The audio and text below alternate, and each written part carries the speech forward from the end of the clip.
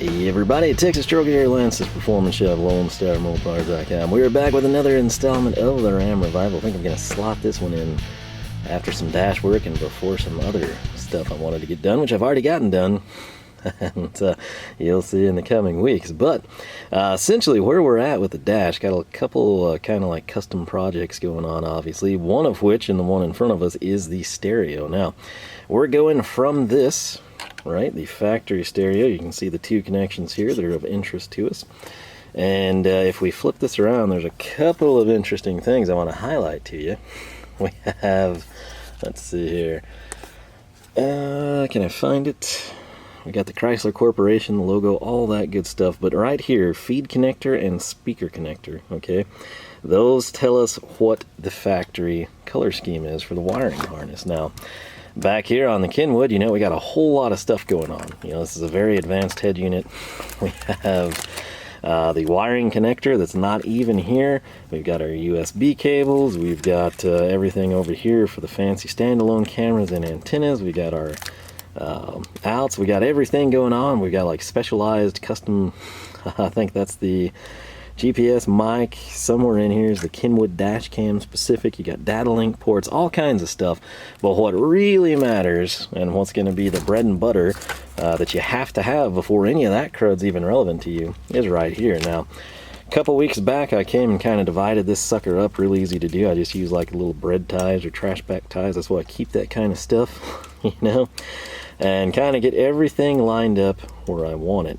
And essentially the way this comes down, I sort of do like three groups here. Obviously everything here, if you ever mess with stereos, speakers, anything along those lines, you're going to quickly figure out, oh hey, that's all his speaker connections divided up.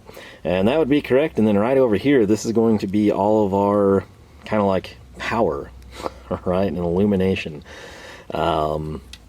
Interesting thing with the second gen Ram, at least 2001 and the ones I've messed with, there's no ground from the factory. That's why with your aftermarket kits, you know, you're not going to have like the black wire that you'd think, oh hey, where's my ground? But since this is the Kenwood wire and it's going to plug in back over there, this extra long black one, that's actually going to be our ground. It's nice that that's already extended from the Kenwood deal. That way I shouldn't have any trouble finding a good chassis ground for it.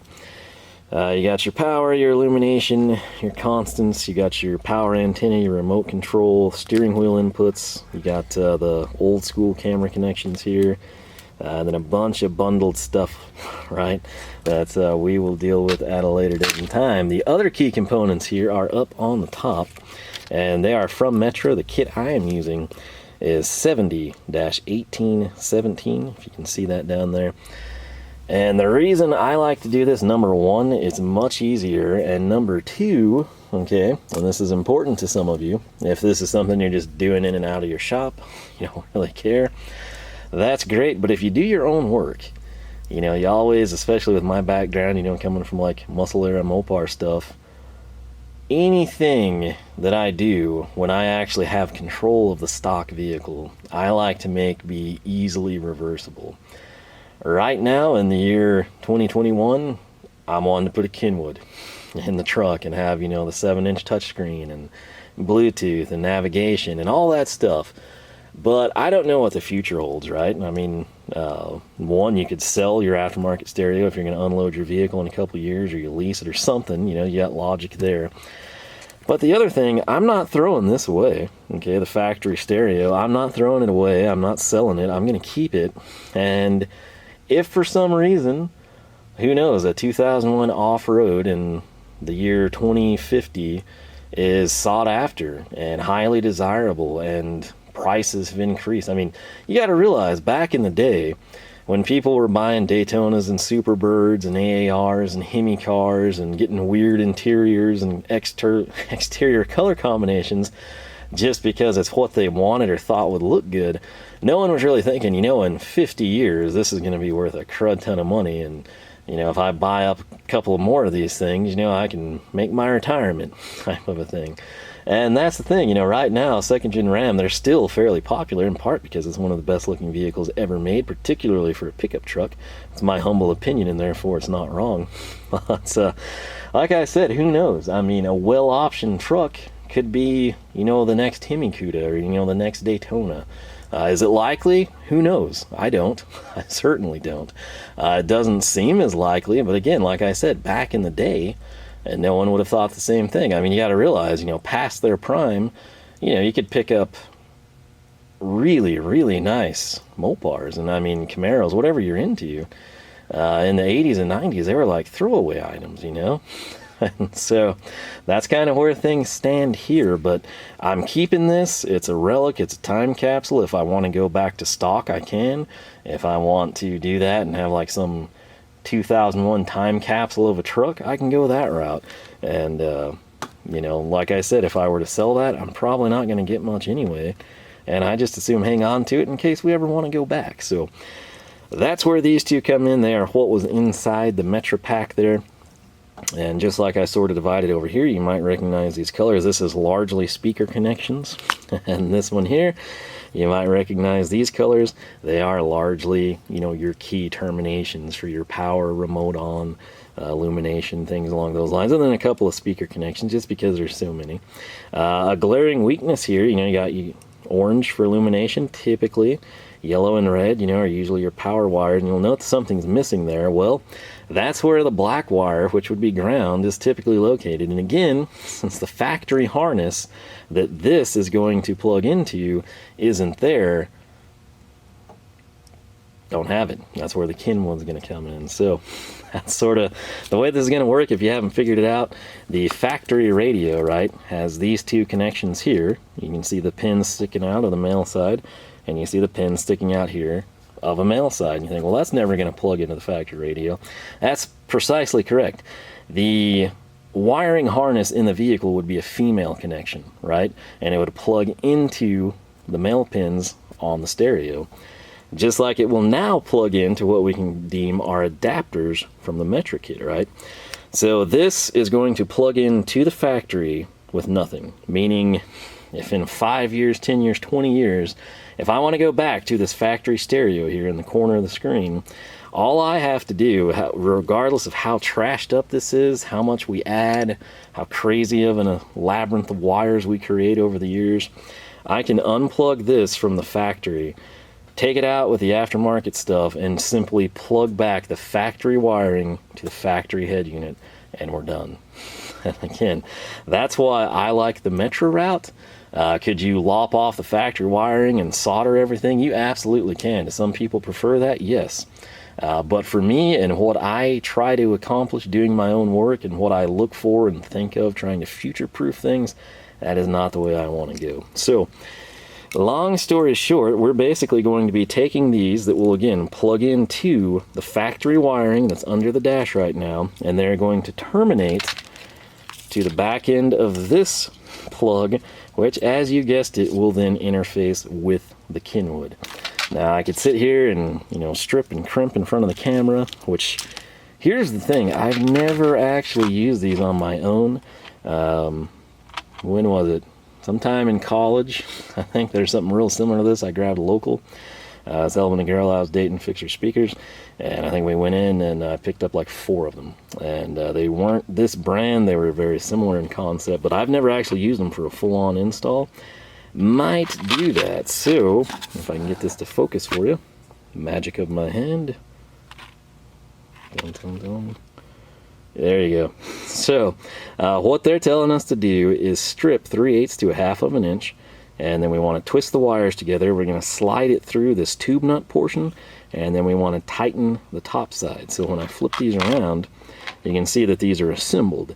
And so one side we're going to slide it in, and then the top cap, it's got, you know, no opening, is simply going to thread in place, lock the wires in place, keep them kind of connected, if you will, and more importantly, keep them from touching other pairs of wires that are also connected, because it serves as an insulator. So some people still use wire nuts. I'm not a fan of that. Also with solder, if a buddy brings you their vehicle, like after Best Buy or some installation center has done something for them, so many times, like, the solder itself is okay and decent, but they're not the most careful people often. You know, it's usually like I'm not in a hurry, I've got all the time in the world, I'm doing this on my own dime, right?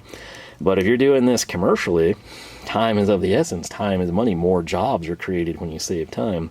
And so where I might take the time and do my best to not let the solder wick down, a lot of times they're like, yep, it's connected. And they'll kind of do that. And then, of course, over time, that raises issues, especially say your Kenwood dies in 6 years and you want to switch over to an Alpine or something. It's going to make your life a little bit more difficult on down the line. Again, for a lot of people, vehicles are a throwaway, they're a commodity, they're a lease, they're payments for a few months, you get rid of them type of thing. For me, there's significant investments and I keep them, and I typically do not want to sell them, right? So I try to take care of things. And again, that's where all this pans in. So what I think I'll do, if you're here from the tool side of the channel, you know I like my cheap, real cheap little 1999 stripper crimper combos, right? For whatever reason, that's just my favorite. And I might get the Capri one out and put it through its paces, and I'll also try to use the Felo. So maybe we'll let like the Felo do the Kenwood side, and maybe we'll let the Capri strip these back. Actually, these are stripped. I don't know what I'm talking about. All I have to do is pull the wire. So that ship sailed, but maybe we'll mix these up or something. And then I'll just go to town kind of connecting everything. So we'll try to do some neat things, kind of clean this up, customize it just a little bit. But I've waited a long time for dash cams and rear view cameras to go on sale from Kenwood, and they're not doing it yet. So I think CES is coming up, or should be coming up. Maybe the price will go down then because a new model will come out. I don't really know, but I try to be thrifty. That's sort of one of the reasons I put this off for so long. I thought, okay, well, surely Black Friday and surely Christmas and surely the end of the year. And now I'm like, do they do Valentine's sales? I don't know. But the Kenwood here is an HD screen, and if I get an HD backup camera, I can capitalize on that. I just have a hard time spending that kind of money. I want to get it on sale or when it's discounted because there's a new model. That's when I like to buy stereo equipment. And I've patiently been waiting, and it's getting annoying. But we shall see. Nonetheless, I'll quit rambling. This is what I've got here. Again, your stuff may vary depending on what aftermarket head unit you have. But for second-gen Rams, particularly with the Infinity setup, 70, 18, 17 from Metra. I'll have links down below for you. Alright, so I was thinking about it. I guess the best thing to do is just showcase you a few of the strips with each of these, and you can maybe decide which you would prefer if you haven't used either one of them. But I've got both of them dialed in roughly 3/8 of an inch. Again, I just like to verify with the cool thing about these, which again, it's just in part because I'm so used to them. You come in and you can set your stop. Like, you would not assume that where this is right now would strip 3/8 of an inch, but you've got to factor in the jaws, right? And if you want to verify that, you can simply come in with a straight edge, and not going to waste the time to make sure that that's focused, but dial it into 3/8 and it's pretty much on the money. Now with these Dragon strippers from Felo, again, I don't have as much seat time with them because even though they work really well, I just constantly seem to reach for those. So if you're wondering what this is for, this is something I like to do, especially when I like cut wire. And all this is an old Super 88, or I guess in this case 33. And what I do is anytime with these it seems to eject through the bottom. Oftentimes with those I'll just flip it over, and basically what that means is all these little pieces from whenever you strip the insulation off your wiring, instead of being scattered over your mat or your workbench, or especially like a dinged up wood top table, which they then basically have to be vacuumed out of the cracks, which no one ever does, you've got a nice clean work area, and you did so by being smart and taking your time. So in this case, we're going to proceed on. We just take this in, put it in place right up against our stop, make sure the camera can see it. There's our strip, there's our dump somewhere. Oh, it stayed on actually. So right there, that's about the 3/8 we want. We'll come in, we'll let it do the other gray. Yeah, this is really kind of awkward with the camera, I have to say. Works much more fluid when I'm able to look at what I'm doing, not have a giant workpiece there. So yeah, this is real fun to do when you're filming something with the tripod. So like I said, one-man show. I don't have a film crew or anything, but we make do as best we can. And there you go. So that's it in action. It is actually enjoyable to use, just not with the camera in front of me. So now we're going to come in, we'll let the Capri do a couple again. I know a lot of people hate this style. There's a reason. My old yellow one from Summit, which you can't even get anymore, they've updated the colors like twice since that point in time. I just like these, and I've had really good luck with them. So case in point, of course it wouldn't do a good strip there, but you get the idea. And then we'll let her try again here. That's typically the result I get. So like I said, for me, at least with the camera in front of me, the Capris seem to be a little bit easier to use. But again, I also use them all the time as we get hung up in the strap off the camera now. But for me, the familiarity, I just can get things done a lot quicker with those. And can't grab with that thumb very good. But that's it. That's those two in action. And like I said, if you don't have a camera and a tripod in front of you, this one is actually fairly easy to use. It's just, I've used that for so many years, that style. It's hard to get away from it, but I'll continue on just literally doing that. Again, I picked 3/8 of an inch. We'll see how it works with the connectors, and we'll be back to take a look at that. Alright, so about 3 minutes later is about all the time we have invested in this. These work pretty dadgum good. A little suspicious of them, again, because I've never used them for anything long-term for myself, but super simple to execute. And the most important thing is the pull test passes with flying colors. So you can see right there we got our white and blacks matched, and no movement whatsoever. So again, the 3/8 of an inch, we had a little bit sticking out. The picture is sort of unclear on these. These are from, I guess, Posi-Twist is the brand, but it almost wants to say like it comes through towards that top, and I guess you just kind of pick which way you want to twist, which is what I did. I've then tried to kind of clean this up a little bit, and we'll kind of have to see how we make our connections. I need to run over to the truck and see if these need to be opposite faced or kind of in sequence together. I want to say they were opposite like this on the factory, but the main thing is just the factory wiring now, because if we can kind of keep these in check, we can sort of have two different offshoots, because again, some of this stuff we're not going to use immediately, and then a lot of the other connections are over here. So by checking this now, it'll save us headaches later. And you can see, just for the meantime, I've sort of grouped this off to the side. These are the speaker connections. They're done. The only complaint I have, obviously, is you've got a limited number here, and then you've got the white black and the gray black coming off of this one, which just clutters everything up. Honestly, in terms of keeping this clean, if I hate this, we very well can undo it all and just use butt connectors. We'll see. I might just roll with it like this to have it done and behind me, but you know, it's something nobody's going to see. But at the same time, if you do it yourself, you kind of like to make it look somewhat decent. So we'll see how these lay out in the vehicle, and then we'll continue connecting all the rest of this. So I'm going to run in there and we'll see what we have. You'll note the ESD flush cutters appeared.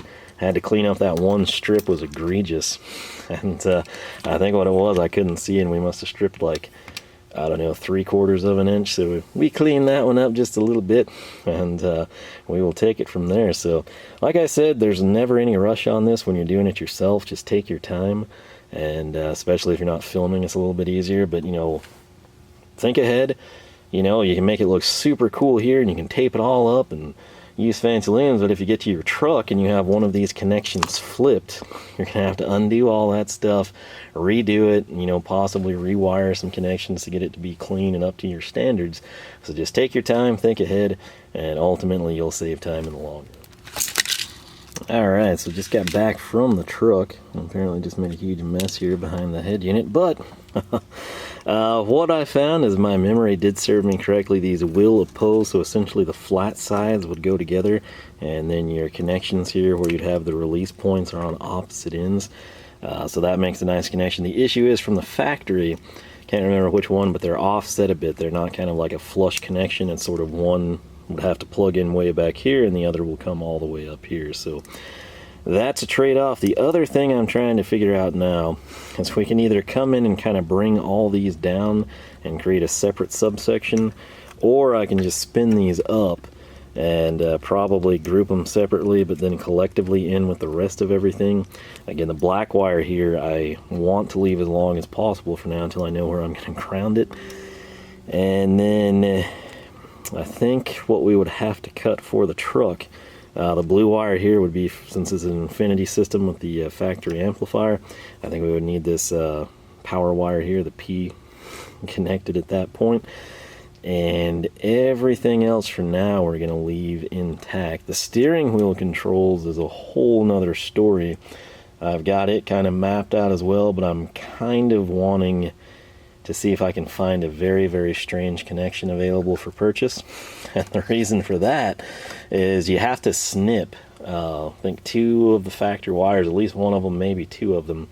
And I would prefer not to do that. I would prefer to just have a new connector and build my own harness off of it, mirroring it. And I don't know if that's possible yet, so I think we're going to leave that for the time being. But without further ado, I'm just going to start messing around with this. I will try to remember to kind of show you the process of using one of these Posi-Twists. Again, it is super simple. But again, if it's like a first-time job you're doing, you don't have the equipment to solder, you know, you're kind of afraid of your crimp quality or something, these are kind of idiot proof. The main thing is strip the correct length. Again, 3/8 to 1/2 of an inch. 3/8 seems more than sufficient in my opinion. Make sure you have the correct gauge, of course, for the terminal connector, and then just make sure you do a pull test. And I'm not sure how you could mess that up, provided the wires are connected properly. So if you're a first timer, these little things right here might be pretty interesting to you. But anyway, I'm going to finish wiring this up, try to kind of map it out and keep it somewhat tidy, and we'll see how it goes. Alright, I'm a bit zoomed in, so it's kind of hard to see, but we've tied together the Kenwood illumination wire with the orange one from the Metra. And we're going to come in here, and spend more time focusing than it actually requires to get the job done, but you simply unthread this. We're going to take our stranded wire that we've twisted. We're going to slide it through. I like to push down on this Posi-Twist base and make sure that I've got the wire orange in this case up through there. You can see we've got the wire coming through. We want to come in, we want to take the top again. It's only threaded on one side. There's like a centering dowel right there. And so we simply come in and you get this in place. You start it. I like again to make sure that that is super tight in there on the wire side. Hold it in place and begin tightening this down. And once you get it going, it's kind of foolproof. There we go. Again, this thumb's not really working that great still from the injury, but there you go. That's as simple as that is. Again, without a camera in your face and trying to film it and have it focused, it's super fast. So, case in point, make sure you're tight. Go ahead, come in here, pulling the snot out of that. It is not going anywhere. That's exactly what we want. Again, when you do a pull test, you don't have to like rip the snot out of it, but always make sure if there's a bad connection, you're going to notice it pretty easy. So that's really all there is to these things. So I've got a couple more connections to make, and we will have this thing wrapped up. How about that? It stayed in focus. But anyway, I've been messing around with some other stuff here, and one of the problems that you may not be aware of that I very much am, anytime I would test fit this stereo, we get hung up on things. It's rarely these camera connections, even though they're numerous and seem like they'd be a problem. They're small, they're not connected in unison or anything. What it typically wound up being that was really bad was back here. And you'll note things have changed, and that's because I've wrapped these. These are the USB connectors, which I will probably route to the glove box for now. Kenwood was nice enough to include the other cable. We'll kind of make them match. And I realized I never made a video on 2 things I brought in from 2 different companies here, so I probably should. One of them being this stuff. And it was pretty close, I've got to say. And I don't necessarily want... Part of me kind of likes that, but part of me thinks we should come in and trim it back at least here. And I've got to tell you, these little Wiha scissors, I use the Stavilla to open a... Like I said, I truly do alternate the tools, if you're from the tool side of the channel. And I needed to open up. I've got some blue cable ties that I used on these. Not that anyone will ever see them, but I know that they're there. And I used the Stavilla scissors there, and I was like, well, it's Wiha's turn. So we're just going to come in. This is a little bit bigger than it was, but we're going to lop off about yay much. Now, this is pretty it's not smooth, you know, it's not like a smooth plastic. This is aggressive loom, and I'm just kind of going to show you how quick work they make of this, and very good cuts. Obviously, if you're not using a camera, you can probably make a straight cut as well, but that drops it back kind of more where I would want it to be. And again, I'm kind of torn if we want it to cover all of that or maybe even be back just a tick farther. I might make it a little bit farther and have both the gray and the black exposed, and then we'll come in and put a blue cable tie over it. Alright, I think I like that better, just again for the little bit of flexibility. But another tool we got to brag on while we're here doing electrical stuff, these ESD flush cutters. Let's see, again, weird with the camera in front of you, but I bring these down where you can actually see it, get them squared up. Boom. I don't know that you can tell, but I'm running my finger across that with no adverse reaction because it's recessed. And, totally flush, in other words. So very cool. I think we can now kind of take this over to the truck and test fit it. Again, part of me wants to like butt connect all this so we could do some really cool stuff, but part of me just wants it in the truck so I can move on with life. So we'll go test fit it. Hopefully these USBs don't get hung up this time, since we kind of have them wrapped a little bit better. But I'll go over there to see what we think and take it from there. Alright, so we are back. I realized I've been cleaning in the shop, I've been cleaning in the house, and as I was cleaning in the house, I was cleaning the computer, which involves moving files, editing videos, rendering them, uploading them, archiving them on hard drives. I realized that we ran out of, I think, file space on this card to actually wrap up this portion of the stereo install. And so what I'm going to do, we've got the battery connected, and that would be a good thing, because we're going to come over here.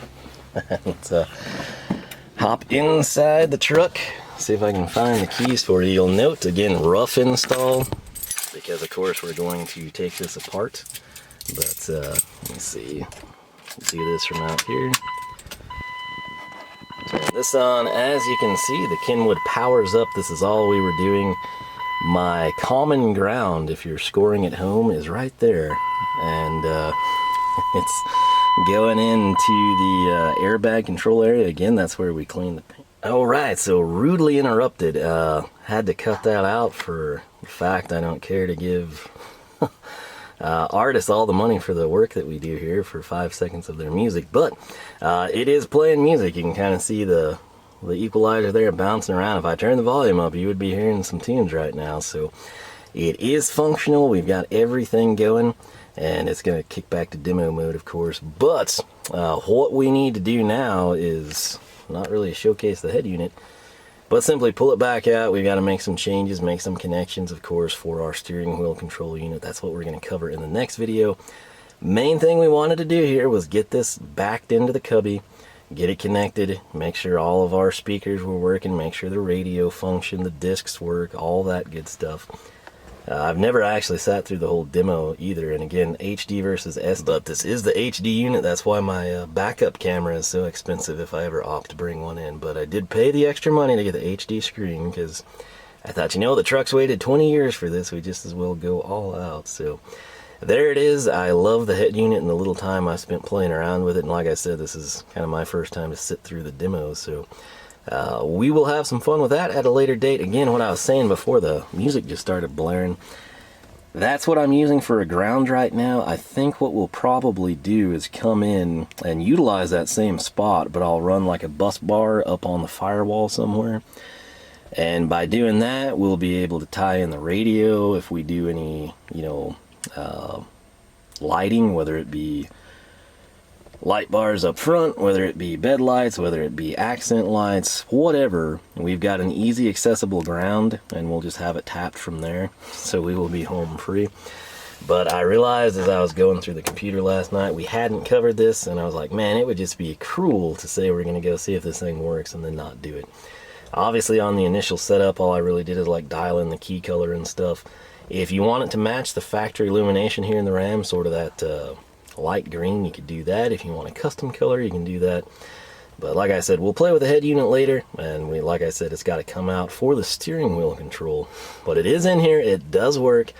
I would play the music, but like I said, we're putting forth all the effort here, and I don't care to give a, you know, millionaire musician money for having their song play for 10 seconds. But HD versus SD, I don't know if you can tell the difference, but we paid for it, so let's say it's fantastic and enjoy it. But on that note, I'm gonna get this thing disconnected, try to salvage the battery, and I'm super excited though that we have that all connected and functional.